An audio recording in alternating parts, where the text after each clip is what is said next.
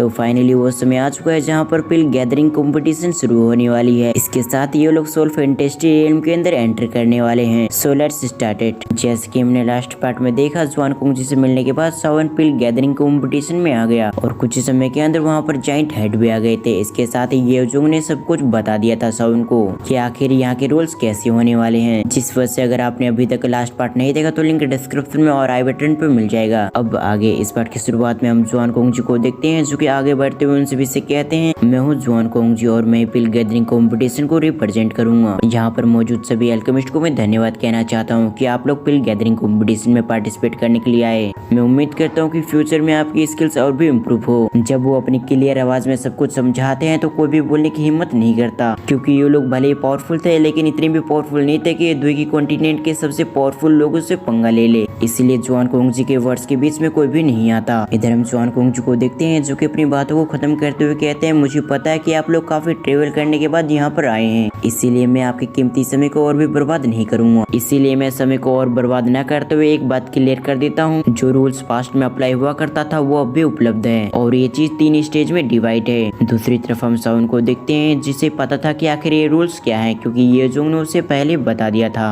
कुछ समय बाद जुआन कुंगजी कहते हैं, जब तक कोई व्यक्ति इन तीनों सिलेक्शन राउंड को पास कर लेता है तो वो सक्सेसफुली स्पोर्ट पे जाकर बैठ सकता है। जैसे जुआन कुंगजी ये वर्ड्स कहते हैं, उसी समय हम बाकी लोगों को फेस एक्सप्रेशन देखते हैं, जहाँ पर वो लोग काफी खुश हो चुके थे, क्योंकि चैंपियन स्पोर्ट सीट काफी रेयर था। इसके साथ ही वहाँ पर बहुत कम लोग पहुँच पाते थे।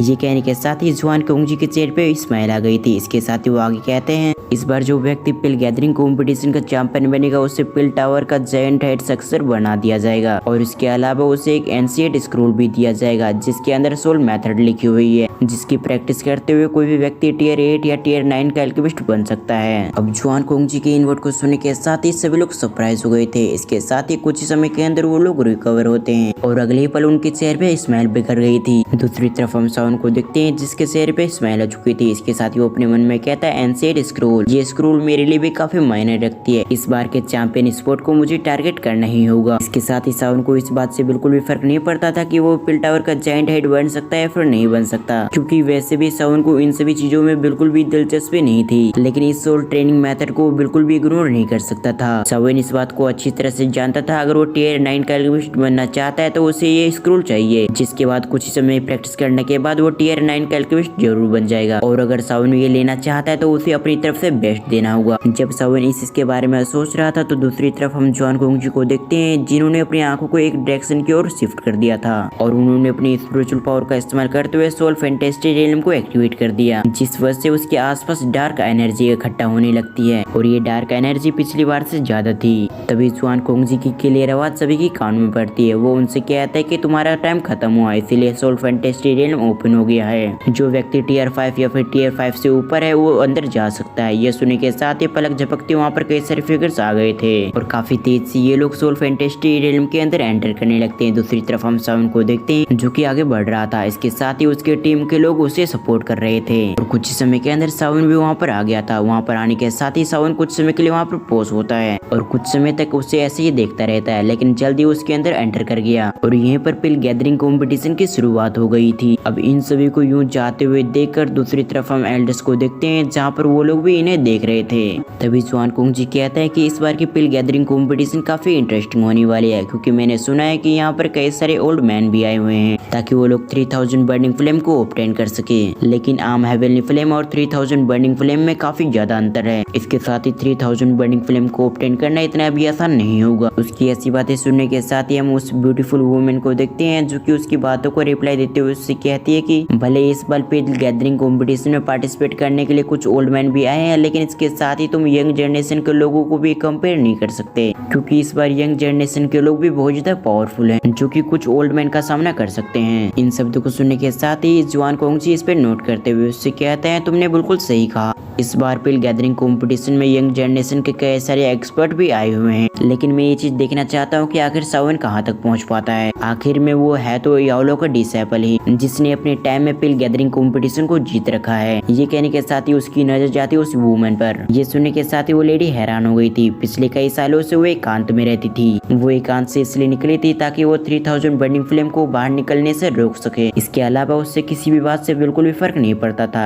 यहाँ तक कि पिल टावर के कई सारे एल्डर्स इसे जानते भी नहीं थे कि आखिर ये लेडी कौन है। भले ये लेडी कई सालों से एकांत में थी, लेकिन जैसे वो याओलो का नाम सुनती है तो उसके अंदर कुछ इमोशंस जागने लगते हैं, जिसे इस लेडी ने सप्रेस कर रखा था। तभी दूसरा जेंट हेड कहता है, तुमने बिल्कुल सही कहा, हम जैसे स्पेल गैदरिंग कॉम्पिटिशन को खत्म करते हैं तो हम उस ओल्ड मैन को ढूंढने के लिए जरूर जाएंगे। इसके साथ ही हम पूरी कोशिश करेंगे कि हम उस ओल्ड मैन की सहायता कर पाए, क्योंकि उस ओल्ड मैन ने हमारे पिल टावर की एक बार मदद की थी, जिस वजह से हमारे भी फर्ज बनता है कि उसके मुश्किल वक्त में हम उसकी सहायता करें। जब ये शब्द उस लेडी के कानों में पड़ते हैं तो उसके फेस एक्सप्रेशन चेंज होते हैं। इसके साथ ही वो कहती है कि ऐसा करने की जरूरत नहीं है, क्योंकि उस ओल्ड मैन को पहले से पता था कि उसके पीछे होल ऑफ सोल जैसा फैक्शन पड़ा हुआ है, लेकिन फिर भी वो इन सभी बातों को इग्नोर करके चारों तरफ दुनिया में घूम रहा था। सच कहूँ तो वो इस चीज को डिजर्व करता था। ये कहते हुए उसकी एक्सप्रेशन गुस्से वाली हो गई थी। जुआन कोंग जी अपने सर को ना मिलाते हुए कहते हैं कि ऐसा तुम बातें कर रही हो जैसे कि तुम्हें कुछ फर्क ही न पड़ता हो, लेकिन दरअसल असल में सबसे ज्यादा उस ओल्ड मैन की फिक्र तुम्हें ही है। इस चीज के बारे में हम सभी को अच्छी तरह से पता है। हमें पता है कि तुम कई सारे एक्सपर्ट को भेज रखी हो